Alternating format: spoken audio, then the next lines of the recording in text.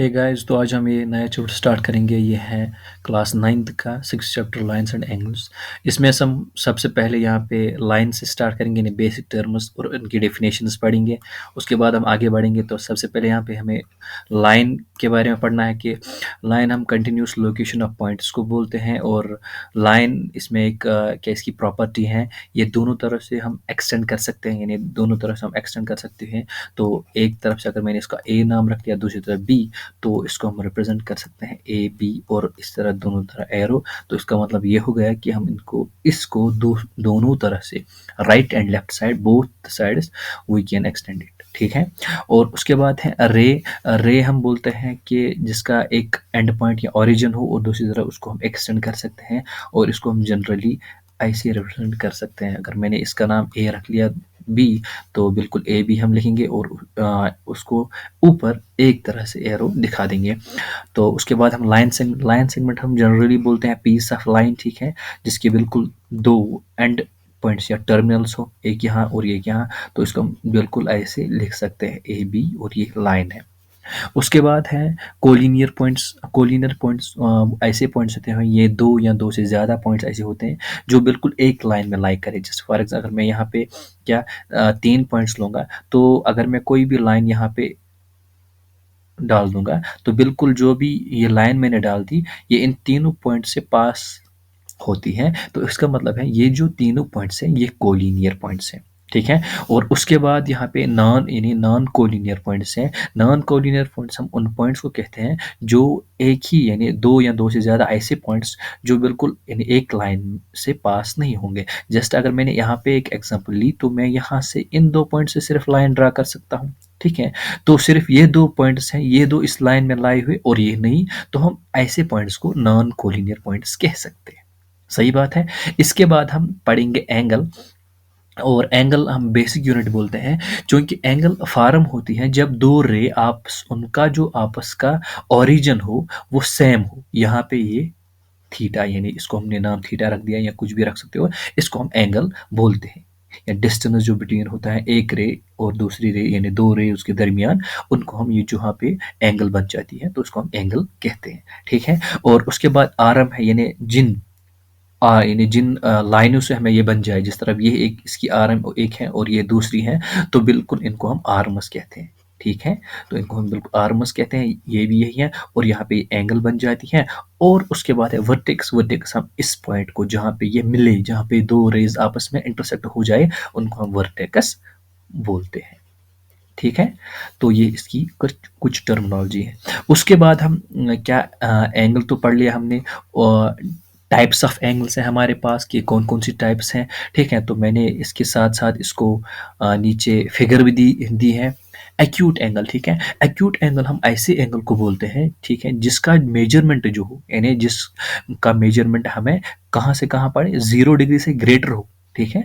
जो ये एंगल ये 0 से बड़ा हो, और बट लेस 90 से लेस होना चाहिए। ठीक है। बिल्कुल ये हम 0 से 89 तक इसकी मेजरमेंट होनी चाहिए। तो हम अगर ऐसी एंगल हमारे पास है, तो उसको हम एक्यूट एंगल कहते हैं। अब आप डेफिनेशन इसको खुद लिख सकते हो कि acute angle is the angle in which the angle is measured from 0 to 89 या 90 डिग्री। ठीक है।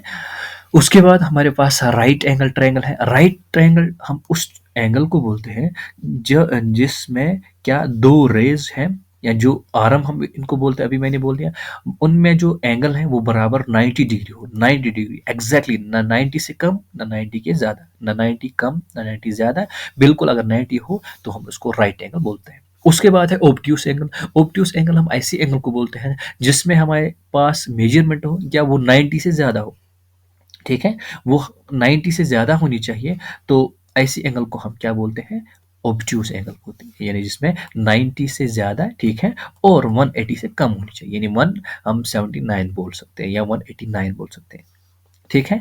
तो उसके बाद ये हो गई हमारे पास ऑब्ट्यूस है।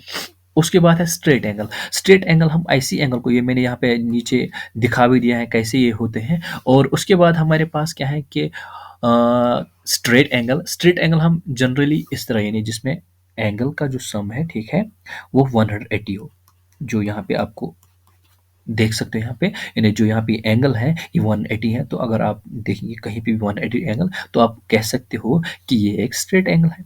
उसके बाद हमारे पास रिफ्लेक्स एंगल है, ठीक है। रिफ्लेक्स एंगल हम ऐसे एंगल को बोलते हैं, ठीक है, जिसमें एंगल का जो मेजर हो वो ग्रेटर देन 180 है, ठीक है, वो ग्रेटर देन 180 है बट लेस देन 360 है। ऐसे एंगल को हम क्या रिफ्लेक्स एंगल बोलते हैं। तो ये हो गए कुछ इसमें एंगल्स की किस्में।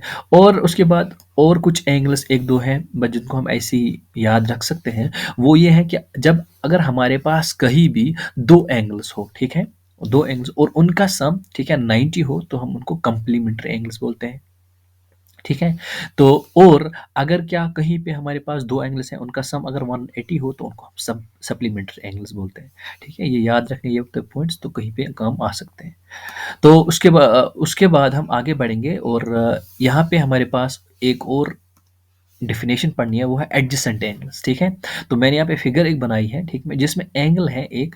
तो पहले हम डेफिनेशन पढ़ेंगे adjacent angles if they have a common vertex, ठीक है। अगर उनका कॉमन वर्टेक्स जो मैंने अभी बताया कि जब एक एंगल बन जाती है जहाँ पे वो आपस में रेज इंटरसेक्ट हो जाए, जहाँ पे यहाँ स्टार्ट हो जाए, ठीक है, तो वहाँ पे उस पॉइंट को हम वर्टेक्स बोलते हैं। तो यहाँ पे अगर हमें वर्टेक्स दिखाना है तो बिल्कुल हाँ, यहाँ पे एक वर्टेक्स है इसका।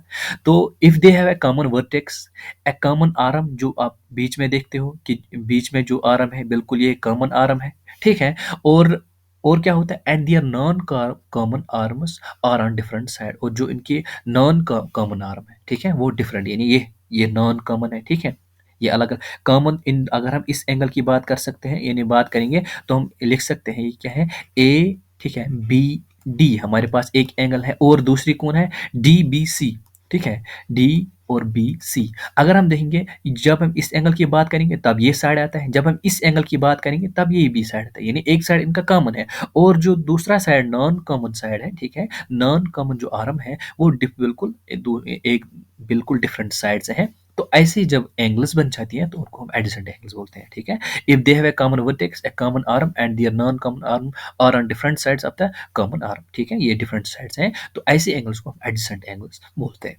ठीक है। यहाँ एक चीज याद रखनी है बस कि हमारे पास कॉमन वर्टेक्स होना चाहिए और एक साइड कॉमन आर्म होनी चाहिए, तो ऐसे एंगल्स को हम एडजेसेंट एंगल बोलते हैं। उसके बाद है लीनियर पियर एंगल, ठीक है। तो लीनियर पियर एंगल हम उन एंगल्स को बोलते हैं if the non common arm, ठीक है, form straight line, then these angles are called then these pair of linear these angles are called linear pair angles, ठीक है। लीनियर पियर एंगल्स हम उन एंगल्स को बोलते हैं जब इनकी जो नॉन कॉमन आर्म है यानी ये वाली, ठीक है, ये क्या बनाएंगे, स्ट्रेट लाइन बनाएंगे। आप देख सकते हो यहाँ पे भी इसकी स्ट्रेट लाइन नहीं थी, ठीक है, यहाँ पे डायरेक्शन यहाँ की ओर थी, ठीक है, और यहाँ इस तरफ थी, तो ये स्ट्रेट लाइन नहीं बनाती थी। बट अगर यही यही दो नॉन कॉमन आर्म्स अगर क्या स्ट्रेट लाइन बनाएंगे तो बिल्कुल जो एंगल्स वहां पे बन जाती हैं उनको हम लीनियर फेयर एंगल्स बोलते हैं, ठीक है। बाकी सेम सब रहने वाला है। अगर हम देखेंगे यहाँ पे वर्टेक्स भी कॉमन है, एक कॉमन आर्म है और दो नॉन कॉमन आर्म है। सिर्फ एडजेसेंट और लीनियर पेयर में फर्क यही है कि यहाँ पे लाइन जो है नॉन कॉमन आर्म जो है वो स्ट्रेट लाइन नहीं बनाती है, यहाँ पे बनाती है, ये इसमें डिफरेंस है।